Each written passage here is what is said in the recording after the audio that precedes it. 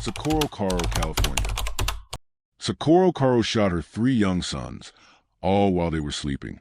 The youngest was just 5 years old. This is a story of one of America's most chilling maternal murders. On November 22, 1999, in a quiet neighborhood in Camarillo, California, tragedy struck the Caro family. Dr. Xavier Caro returned home from work to find a nightmare. His 3 sons, Joey, 11, Michael, 8, and Christopher, 5, were found dead in their beds, each shot in the head.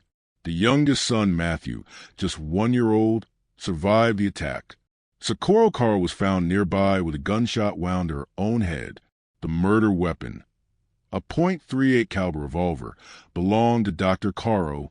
Investigators found no signs of forced entry or struggle, and no evidence of any intruder. Everything pointed to a horrifying truth. Socorro had killed her children while they slept. The motive appeared linked to a bitter separation.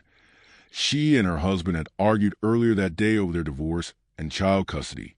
Socorro was seen by many as a devoted mother and wife. But behind closed doors, her marriage was breaking apart. Neighbors described her as anxious and sometimes withdrawn. Reports showed rising tension and conflict in the household. Mental health experts later suggested she may have suffered from a psychological condition known as narcissistic collapse, a state where someone's fragile sense of self breaks down and leads to extreme actions. Her relationship with her husband had become hostile, especially over custody battles, adding stress and despair.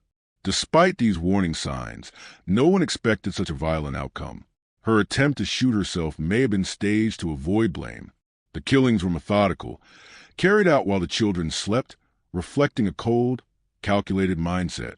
It suggests she saw her children as obstacles rather than loved ones.